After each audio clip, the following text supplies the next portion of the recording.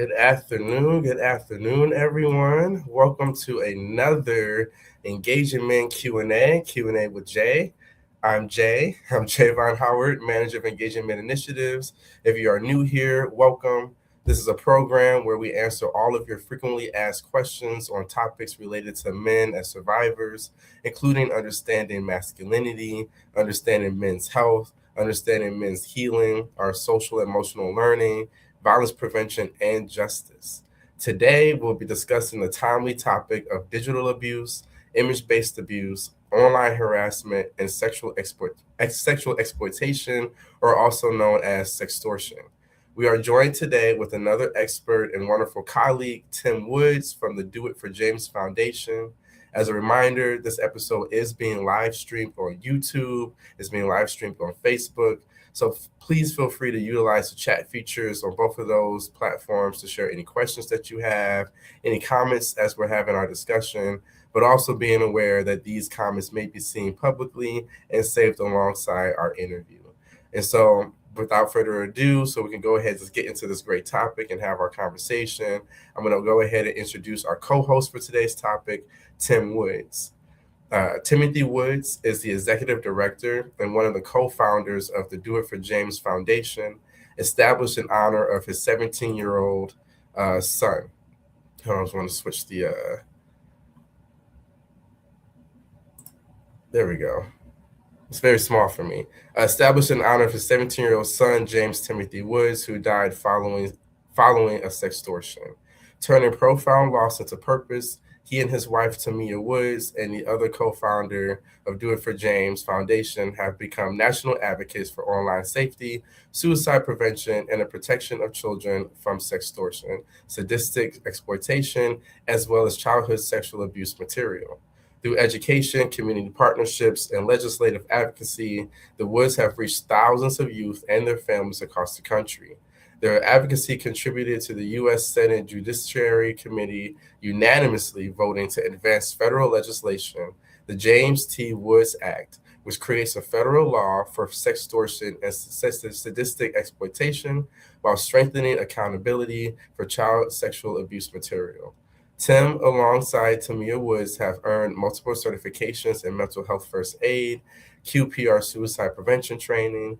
They have been recognized with numerous honors, including the FBI Director's Community Leadership Award, the Cleveland Cavaliers Difference Maker Award, as well as many others. Tim continues to honor James's legacy by protecting children, empowering families, and ensuring no child suffers in silence. Thank you so much, Tim, for joining us. Yeah, well, thank you for having me. How are you? I'm doing pretty good. How are you doing this afternoon? Can't complain. Can't complain. It's a nice, beautiful day out, even though it's snowing. Yes. The weather has been up and down for sure for everyone across Ohio. And so we're going to go ahead and just get started and jumping in, if that's okay with you. Yeah. The first question that I have is, can you define for us what sexual exploitation is? What is sextortion? So, sexual exploitation, pretty much, a person in having power over someone else, and I'm gonna say the bad person having power over a victim, and they're using it for their own means to gain, something of sexual nature. So that could look like an older person, a younger person. Usually, is the case, and you get them together, and that person uses something over the victim, to get them to do things that they probably shouldn't do or don't want to do. They use coercion, bully tactics, manipulation. It's a bad thing. So sexual exploitation is something that's usually done to someone to harm them. It is actually it's always 100% harm. There's not usually. It's 100% harm, and it is similar to sextortion. Sextortion is pretty much what my son went through. His was financial, but sextortion is more like bribery. So you're paying a person not to do something that's going to make you look really bad. Or if you flip that around, the criminal or bad person is blackmailing the victim. My son was a victim of financial sextortion. He had a image of himself that he didn't want released. So what the criminals did, they said, well, if you pay us this money, we'll make it go away. Now, that's just one type of sextortion.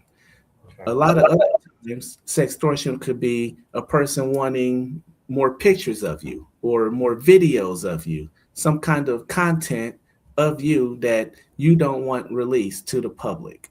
And the threat is always, we're going to share this with such and such. We're going to expose you to such and such. So, sextortion is a little bit like the exploitation. They tie into each other, but they are different. Yeah, I can see how that could really be really scary for folks, and impact people's Yeah. lives. Like, like if you are sharing an image with someone that maybe you trust or someone that you think that is going to have your back, and then they take that and use that as leverage to get something else out of you. Like, so what you're saying, sometimes to get money, sometimes to get additional images. Do people Hmm. ever do like sextortion and gain access to other types of things? I'm sure they have and they do, but the main things are what I stated. Um, so, for instance, here's one. Say you're in a relationship with a person and you have pictures or whatever that y'all shared with each other, and then you don't want to be in that relationship anymore. Well, that person says, well, you can't leave me because if you do, I'm going to share all of this with everybody, forcing you to stay in that relationship just so that you don't get the shame and embarrassment that would come with it. So it's not always financial or more pictures or videos or content or whatever. It could just be a person forcing you into companionship, and that's just one way. I mean, it's the what people could come up with is amazing. They find one thing and they use it for a million different other things. So Yeah, it's not always just black and white. There's always those gray areas too. yeah, and I think that's definitely elevates how this topic is really relevant to our movement with domestic and sexual violence. It's recognizing like how this not only is it like sexual exploitation and taking imagery and using them against your will to manipulate you, but it can also be used to like force you into relationships or ways of thinking about how survivors may stay in relationships or feel trapped in relationships. So think about different ways of like doing safety planning, for folks and survivors who might be experiencing this is really important. So that actually leads me to another question that I have for you. What are some signs or signals that someone might be experiencing sexual exploitation? I would imagine that some survivors might not even realize that what they're experiencing is called sextortion or sexual exploitation. So, like, what are some signs or signals, especially for young men, for us to know that they might be experiencing this type of harassment? Well, everything is different for everybody. So one sign that you could look at for yourself would be completely different for me because it could be my normal everyday life. So I would say if you're trying to be a person that helps someone, you have to know who it is that you're trying to help, whether you're a friend or you're a parent or a teacher or some type of guardian. You have to know who it is you're trying to help because, uh, like with girls, they could go through a hair change and it could be something really drastic, and you would sit there and it'll light off a red flag in your mind. But for the next person, they could look at it and be like, oh, well, last week her hair was green, this week is red. It's something normal. So you specifically have to know who it is you're helping. But some of the signs could be for men or women, hair changes that are drastic or not normal. It could be cutting of the skin. There's signs that's usually visible, but of course, that person might be wearing long sleeves now or hoodies trying to hide their body so that you can't see those things. Is it normal for that person to wear long sleeves and hoodies all the time? That might be a reason for you to ask more questions. If somebody decides not to hang out with certain friends anymore, well, why not? What it happen between you and that other person or group of people to where you don't want to hang out with them? Or if you are hanging out with a whole entirely new group of people, why? What happened to your old friends? What do you like better about these new group? I mean, it's tons of things that you could look at. It's just you have to know who it is you're trying to help. So I tell parents all the time, learn your children, learn their friends, learn who they hang out with, what they do in their spare time, all their little ins and outs of their life. If you're someone who is a friend of this person, you should already know a lot of that stuff too. You should know who their friends are because you're one of them. You should also know what they do in their spare time because a lot of times you're probably with them. You just have to really know a person in order to be able to help them. You can't go in blind and expect positive results. Yeah, that transparency and that relationship building sounds really important.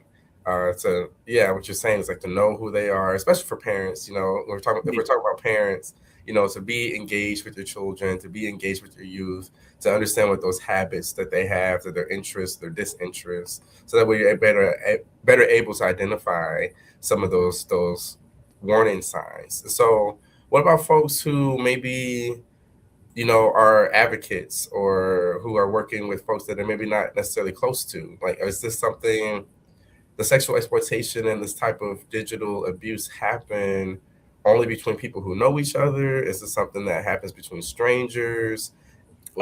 How do people gain access to someone to even do this type of thing? So this stuff happens with everybody. Yes, it does happen with people you know, but a lot of times it happens with people you don't know. Everybody likes having a friend or two, right? Nobody likes to be a 100% hermit all the time. So you're going to come across some people that's probably not good to have in your life. I mean, people online, the internet connects everybody 100% of the time, anywhere in the world. So while you're on the internet, you're surfing different pages, you start following certain pages, and next thing you know, you find that you're liking a bunch of different stuff. Well, those likes pop up on the person who owns that page. Plus, the world could click on it and see who liked it, who left a happy face or a frowning face. So all of that stuff just says, well, this person's mentality fits this way. They're pretty much someone that I could go in and take advantage of. Let me make friends with this person. And that's how it starts. It's grooming involved also. So when you find a victim, that victim is someone who probably was already checked out by the criminal before they even knew that they were going to be a potential target. Yeah. Perpetrators, they're everywhere, and they do hide their intentions, but it's only a matter of time before they reveal what their true intentions are. Yeah. So it And then doesn't with matter the where you. world, oh, no, no, go ahead. No, I was just gonna say it doesn't matter where you are. They will find you if you're on the internet. They'll send you an email or a spam call. I mean, it's people. We get spam calls all the time and spam emails and whatnot. We most of the time just delete them or ignore them. Every blue moon, you might answer one of them just to see who it is that's calling your phone. It's it's millions of ways that people get attacked, Yeah. and most of those ways are legal to an Interesting. extent. Yeah, and that's pretty interesting because we all use the internet, right? Mhm. So many of us have social media accounts, whether that's Instagram. We're live streaming right now to YouTube, to Facebook. Mhm. So we have people who are plugged in virtually. This is like a really big part of our culture and how we stay connected to each other.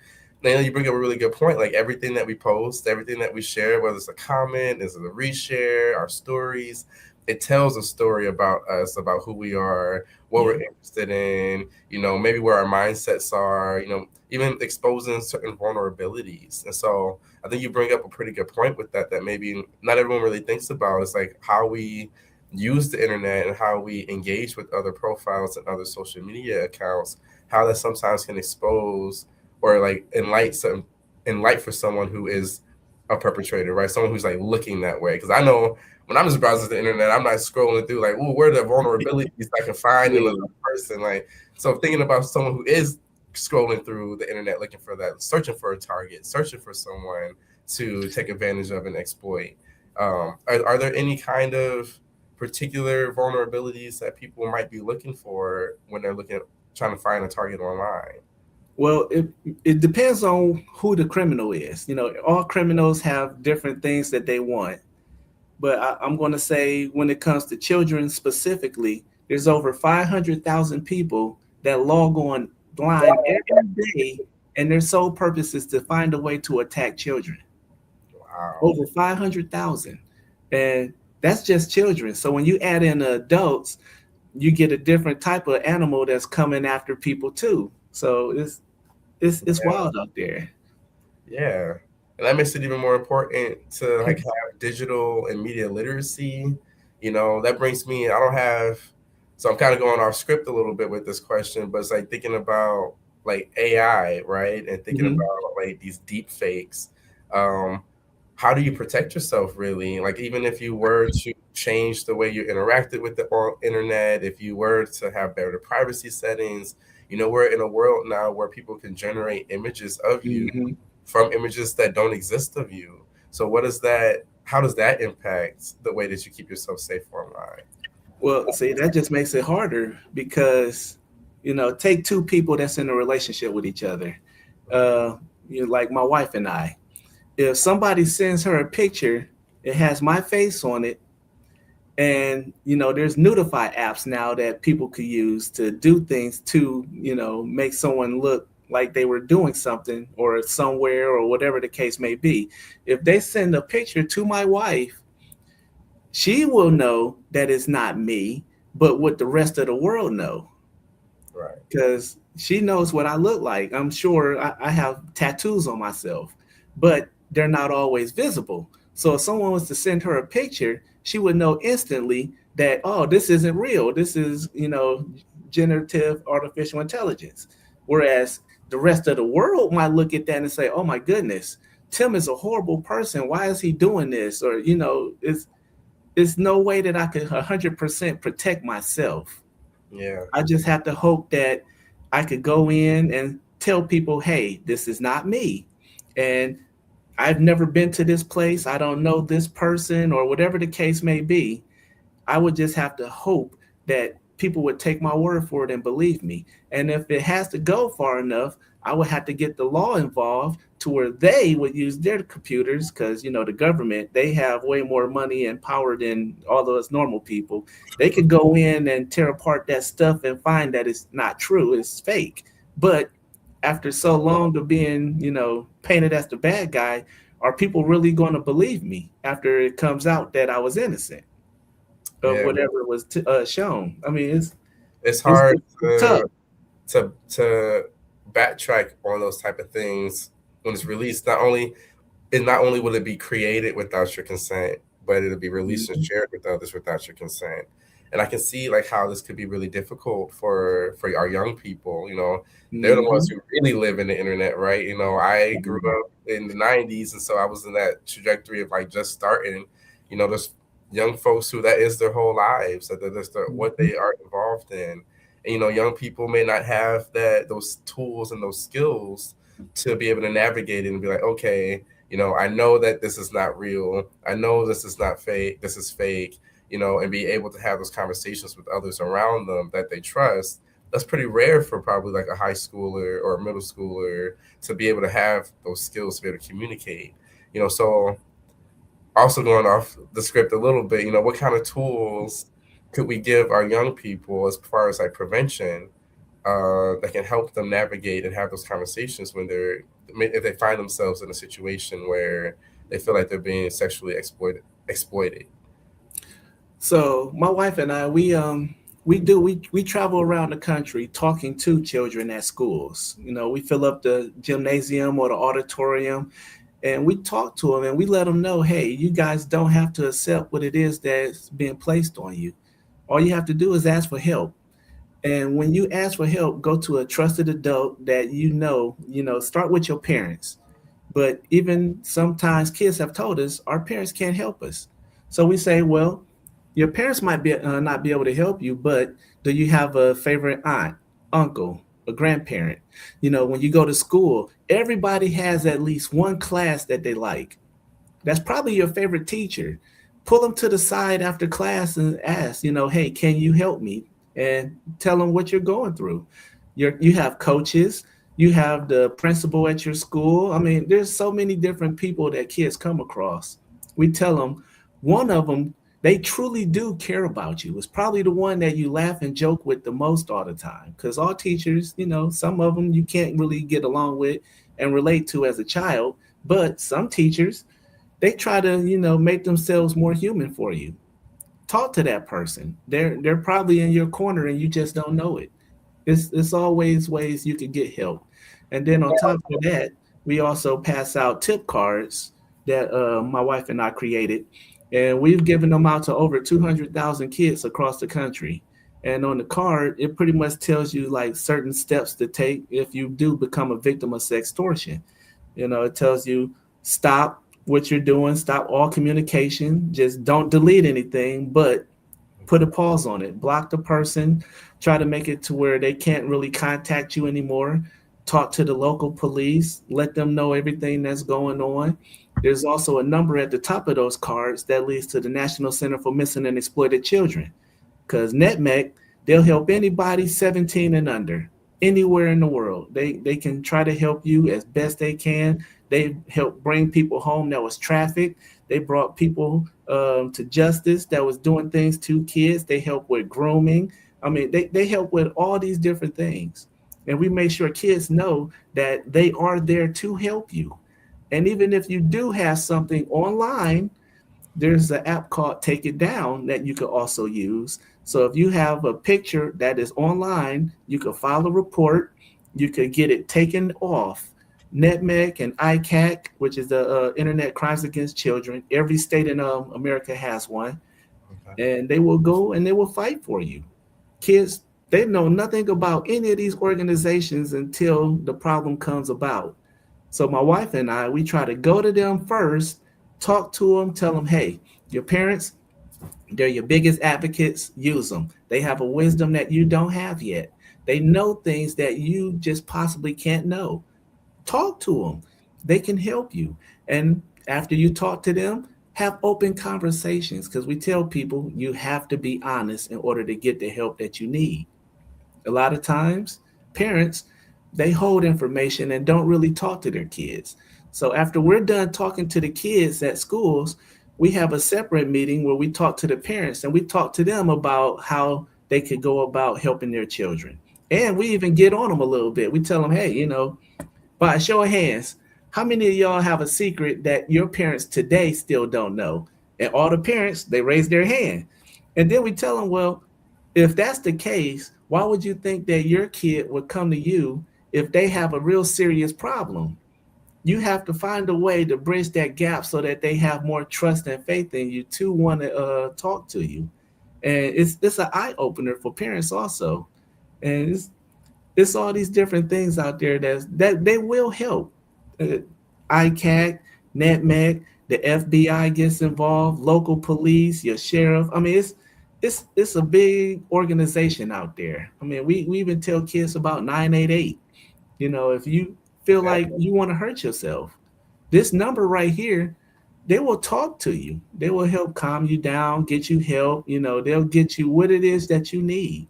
The number that we give for NetMec, they also can do the same thing. If you feel like you're in a very bad place, either that number at the top of the card for NetMec or that three-digit number 988, call them. They'll figure out something to help you. And we tell kids they're there 24 hours a day, every day of the week. All you have to do is call. Four easy words. Can you help me? It's Yeah. not that hard. Four easy words that prove time and time again can be so difficult for anyone It to it is. and to utter. I appreciate you listing so many resources because I don't know if most people even know how many like resources and organizations and programs that are working together and working to collaborate to prevent this, to work with children, to work with our youth. So that's very important, and thank you for the work that you do, not only engaging the young folks but also having that conversations with parents. Like Mhm. I think that's a great activity to do. The like how many parents have secrets from their parents that they still don't know. It's like very realistic, right? It's like put yourself in your child's shoes a little bit on like when we ask young people like just go talk to an adult, go find someone and just open up and just share. Like I hope that we all really mean that, right? That we Mhm. can be that person to be safe for them. And so you mentioned something that has me wanting to go to this question. Again, like this is a world for a lot for our young people, our generations that are up and coming, that are very involved with online. Why don't they just simply block people? I hear that all the time, like when we're talking about like cyberbullying, or we're talking Yeah. about online harassment. What do you say to people who say like, well, this is a non-issue, the sexual exploitation of young folks can be easily stopped if they just blocked them, if they just deleted that person. What can you give us a little bit about why that's not as easy, and what goes on inside the mind of someone who might be experiencing sexual exploitation? So it's a lot. If someone is a victim, just take whoever right now, they're a victim. They're going through this stuff. They're being attacked. They're being harassed. Well, you say, well, just ignore them, block them. Okay. So you block the person, but then we all get spam calls. Those spam calls pretty much come from the same 4 or 5 centers across the country. All they're going to do is just generate another email or another phone number and just keep attacking you. So you pretty much have to say something to someone, or just shut everything off 100% to where you just have no access to the outside world digitally.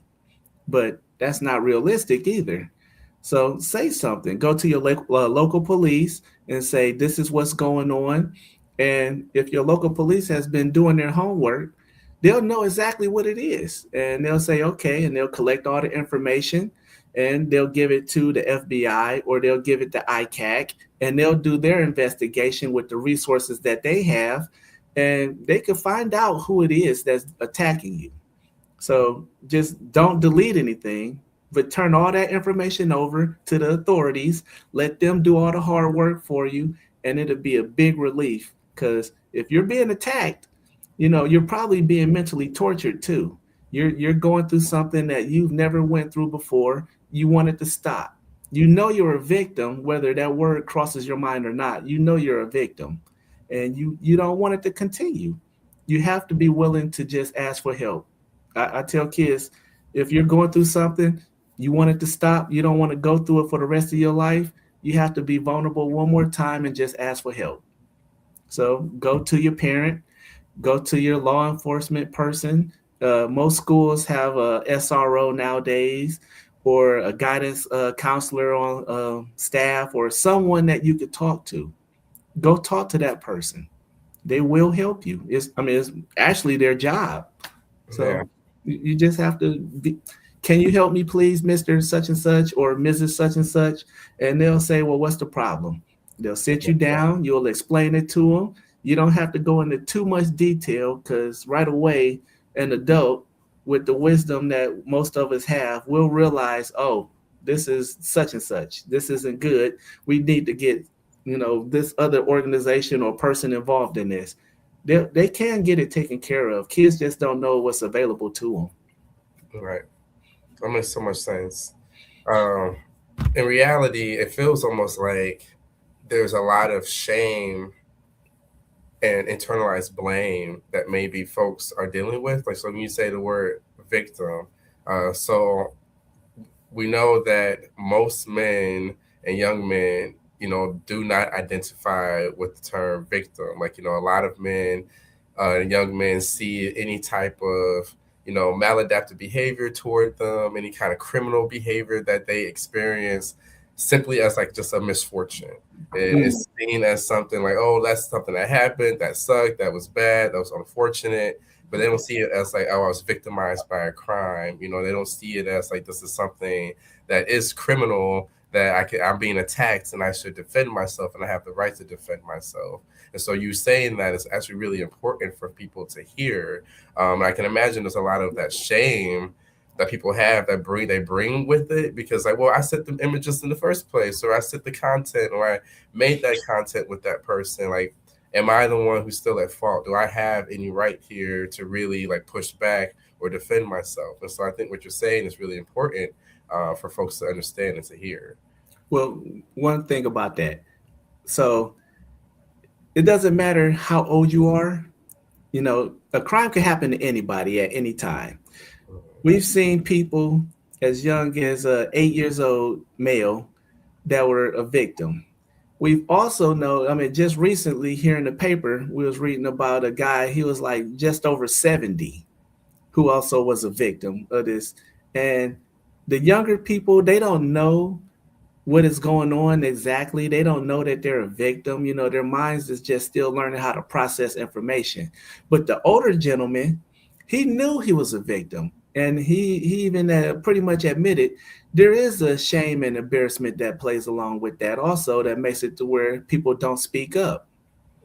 So if you have a victim, no matter what gender they are, if it's a 30-year old white woman, chances are she's going to not say something because of whatever reasons. And out of everybody who's victims, less than 30% of white women say something. So when you start adding in the different ages, you start adding in the economic background of the person and all these different things about race and so on and so on, those numbers get smaller and smaller on if they're going to report or not. As a man, a lot of guys, we even asked one time, it was a guy, he was in the class with us because we did adults and kids at the same time. And we asked him in front of everybody, do you feel like being vulnerable for a minute? He said, sure. We said, if you were to be a victim of any sexual crime, would you tell somebody? And he thought about it for about 10 seconds or so. And then he said, no, I wouldn't. And we asked him why. And he said that he felt like if he was a victim, it was because he did something wrong. He didn't protect himself. Hmm. And this is a fully grown man.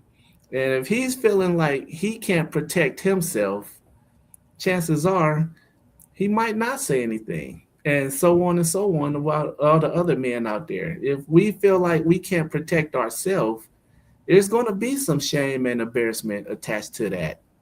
We probably would be less likely to speak up.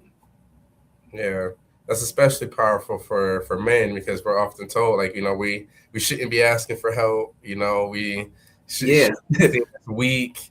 We're supposed to be strong, supposed to be powerful, supposed we to. got to handle it, pick ourselves Yeah, up by the bootstraps, get it done, don't exactly. complain, all that stuff that we was told growing up. Yeah, it's Exactly. negative. It's a You mindset grow up that we with have to it, move from. and then when you experience something like a sexual crime or a sexual trauma, that messaging sticks with you. Whereas like I Hmm. wasn't strong enough to protect myself, or like that shame of like I should have done more for myself, and me taking it on the chin and sort of just like sitting in the victimhood of it, right, is me being strong, is me handling it versus like asking for help, Yeah, going forward and stepping forward and reporting it, or letting more folks know about your experience. Like there's a lot of strength and power in that, more than just like having to hold it on by yourself. So there's multiple truths here that are working at the same time yeah, that keep this kind of thing going as underreported as it is. hmm yeah, pretty much. I mean, it's so much to everything. For a person to go through something, it's already traumatizing to them. It doesn't matter who you are, male, woman, old, young, everybody goes through something. Everybody processes information differently. Everybody, handles things differently. If you're going through something, and no matter what it is, if it's hurting you, you got to get it to stop. The only way to really get it to stop is to do something about it. And one of the best ways to do something about it is by opening your mouth and letting the world know, hey, this is what's going on. Because people who do bad things, they do them because nobody's stopping them from doing it. So if you have the pretty much a green light to go out and victimize somebody, you know why not, if that's in your nature to do so?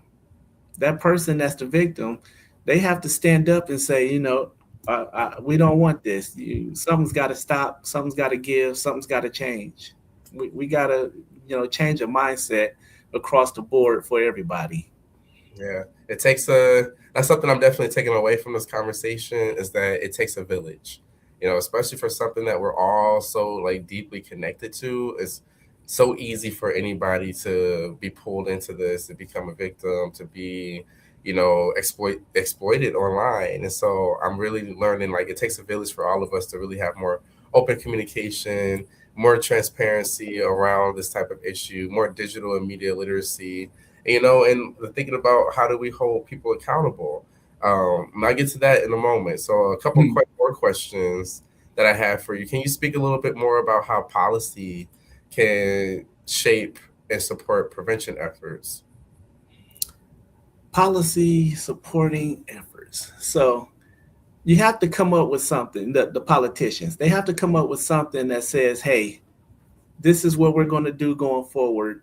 And first, you have to create a law that says this is or this isn't legal.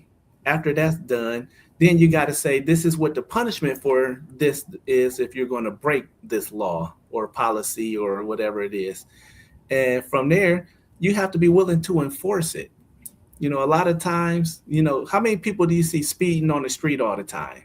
It happens, probably 80, 90% of the time, somebody is always speeding when they're traveling.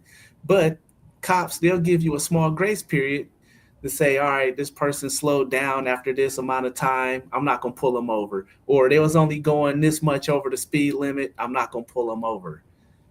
We got to figure out where the line is to where we're going to say 100% we going to enforce this. That's every policy, no matter what it pertains to. So as long as you got that in place and you got people willing to enforce it, criminals, they'll back off on doing a lot of the things that they do. But even still, when policy or law is enforced, it has to come with a punishment that's strict enough to where nobody else would even want to attempt it. And that's, I think, where one of the main problems is in our society. People get too many slaps on the wrist for the things that they do, making it to where other people say, well, if I'm a little smarter about it, I won't get caught. Instead of saying, you know what, maybe I shouldn't do this at all. So, Yeah. the policy. the root causes of violence. I always talk about transformative justice and restorative justice, and I always talk about being a radical revolutionary. And, quoting Angela Davis, that radical means grasping at the root.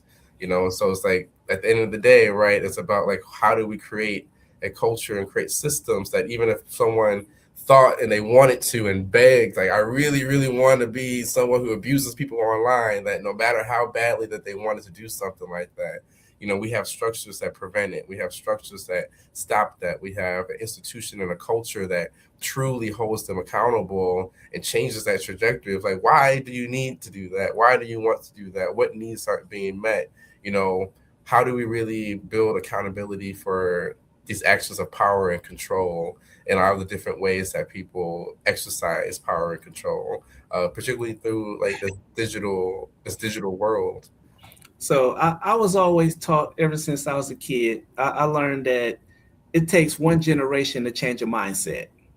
Mm, So that right there is part of the problem because it takes so long to change the overall mass their mindset. We need to start at home with children while they're young. We need to tell them certain things. Stand up for yourself, have a voice. I remember when I was a younger child, we walk into a room, we say hi to everybody, and that's all we said, and we go sit in the corner somewhere. That nowadays kids are more open to come into a room full of adults, say hi, and have a full blown conversation. You know, that was unheard of when I was a kid. I grew up mainly in the '80s as a young kid, and I I probably would have got something thrown at me if I did that. But today it's different. So just from when I was a kid to now as an adult, there has been a change.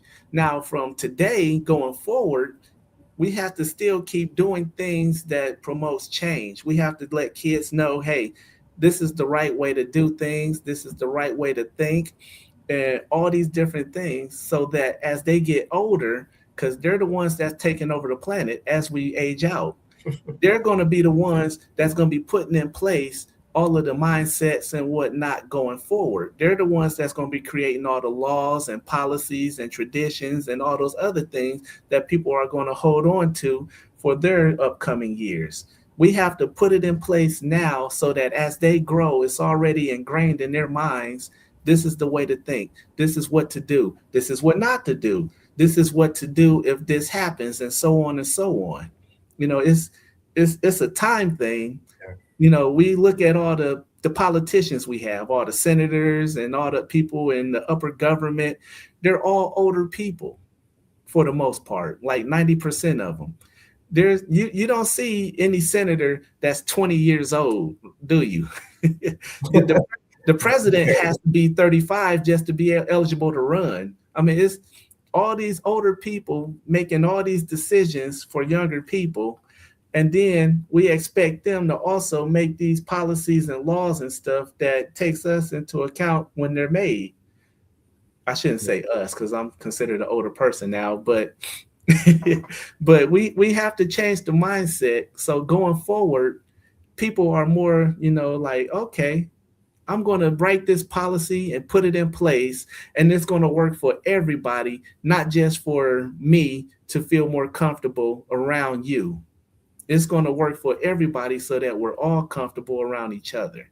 That has to happen. And it starts at home when kids are young, learning from their parents. Because the things that you notice about people, they're usually stuff that they grew up with. So the parents, they're not the parents, guardians, whether they're in foster care, whatever.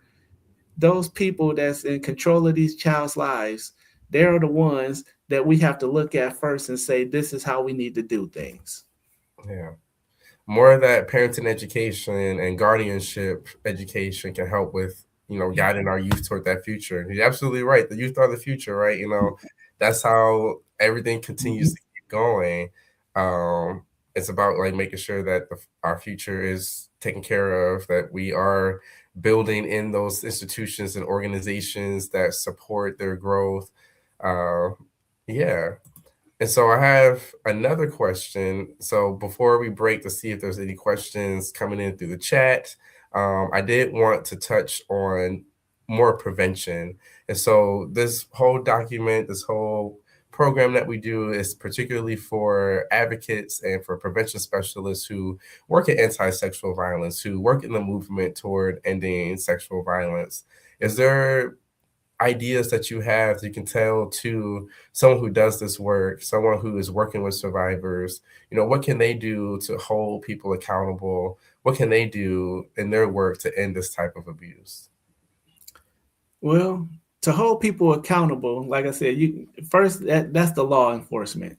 They have to be willing to go out and actually do their job. Sometimes, it's not going to be where a police officer or a sheriff just drives up and they could visually see what's going on. Sometimes they have to do that investigation and put in those long, hard hours. So it starts with them. They need to be willing to do the hard work to make sure that the community is safe. After that, you know, I already said the people who make the laws, the lawmakers, the politicians or whatever, they have to be willing to make a law that says this is what it is, no gray area. Take out anything that leaves a gray area.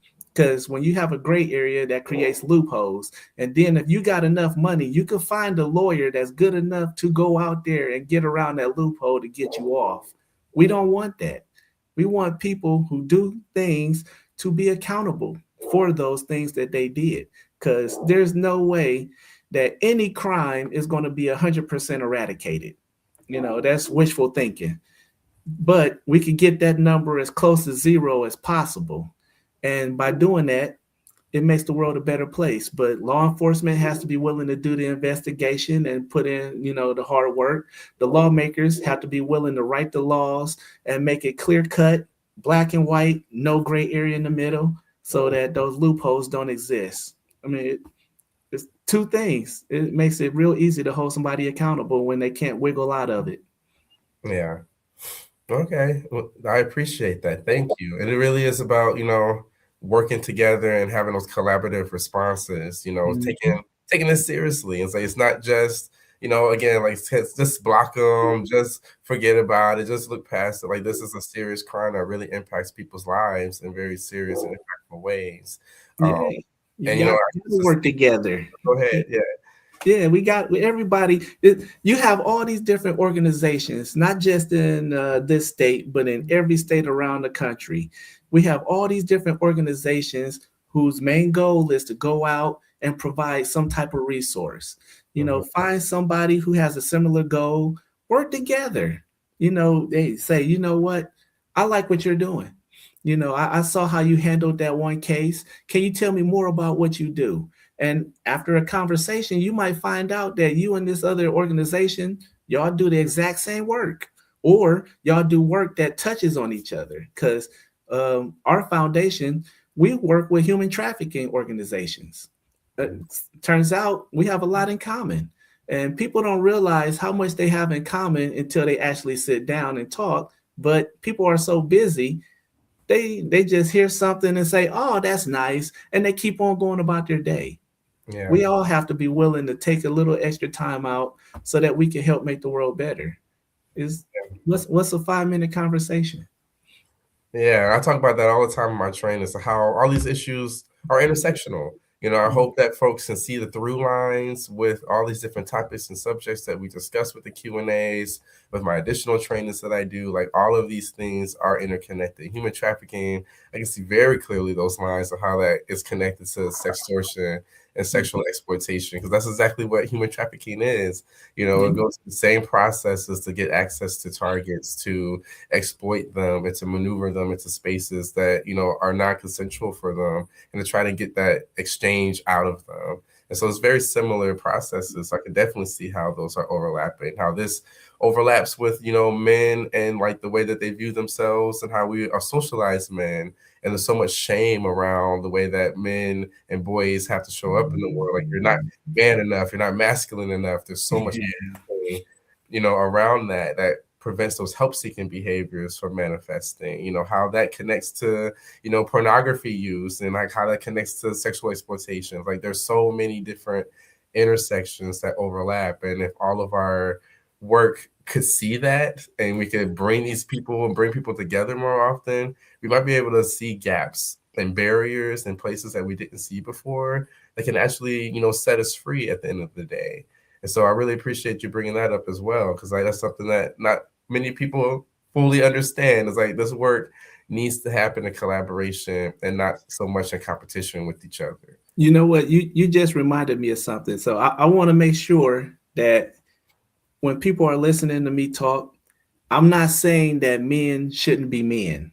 I still believe that a man should be able to go out and do a few push-ups and, build stuff with their hands, all of those different things. But when I was saying change the mindsets, I want to make sure we still make men men and starting from a young age. So you should still be able to go out, run and jump, fall and get up and brush yourself off, play in the dirt and mud, all of those things that we do as kids. So keep doing that while doing that other stuff also.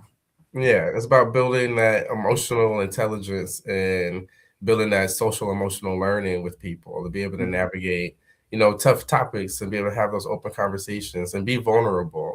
We can Yeah. all be strong men and still have that space to be vulnerable, especially with people that we love, people who love us, who wants to show up to support with us, especially during times when we're in trouble. And that's something that we want to make sure that all young men and all men understand. You can come forward. Being vulnerable does not make you weak. Being vulnerable means being vulnerable. You can be strong and powerful and still be a man, while also admitting that sometimes, you might have had an experience that was uncomfortable, that you might have had an experience that you need that assistance and support for your healing and recovery. Mm-hmm. Um, and so we're going to pause just for a moment. For any folks who are watching, um, feel free to drop any questions that you have in the chat. I know we have folks tuning in both on Facebook and on YouTube. And so if you go into the comment section and just submit any questions that you have, any comments that you have, Tim and I are here. We're more than happy to answer those and just get to a little bit more conversation about that. We have about 5-10 minutes left with time together, so we'd love to hear from anyone who's watching.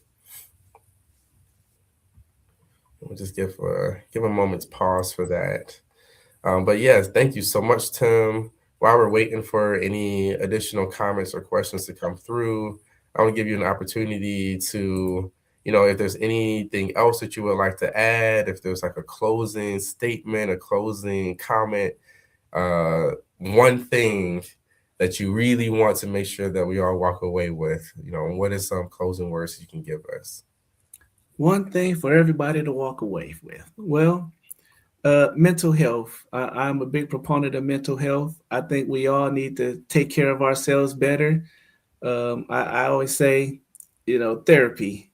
Go check out a therapist. You might not find anything wrong with you, but just talk to somebody who is trained, of course, somebody with an unbiased ear, and just sit down and have a conversation with them and ask them, just to talk to you and see if they see anything that you might not notice, because you can't self-diagnose yourself. Doctor will tell you, I can't operate on myself. That'd be insane. So just sit down and have a talk. Learn something about yourself that you probably didn't realize before, just to see where your mind is, and take better care of yourself, because without your mind, your body will fail. So be prepared. Talk to somebody. Be honest, be open, and be prepared to hear something that you might not like. Yeah. Simple. Thank you so much. This is our we run a little ad for BetterHelp across the screen right here. Yeah, like definitely seek therapy, counseling. Thank you so much, Tim, for your time today. I think I know that I learned a lot. It was a really great conversation. I hope that folks who were tuning in, we had a lot of folks kind of come in and out for this Q&A. So I hope there was a lot of information here that folks can take back to their programs, can take it to their friends, to their families, and really understand, like, online sexual harassment, digital abuse, image-based abuse, sexual exploitation. These are real issues. They are impacting our young men and our boys. They are impacting our young women and our girls. They're impacting our adult men, our adult women. Like, it's just like a community, thing that can happen to anybody. And so to have more information, more awareness about it is so critical. We all use social media. We all are online. We all email. We're watching this on YouTube and Facebook right now. And so we're very much plugged in. And so it's good to have more information about this. So thank you again, Tim, for your time. We're going to start moving into our closeout. And then hopefully we'll see you all the next time. And so here, if you check out this QR code, this is where you can find my engagement, training, and technical assistance form. If you scan this QR code and scroll to the bottom of that form, you'll find space where you can submit any of those frequently asked questions for our next Q&A.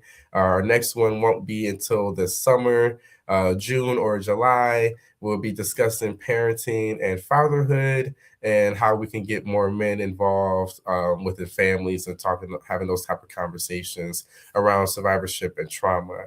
And so feel free to scan this QR code, and then we'll see you all next time. Thank you so much, and take care.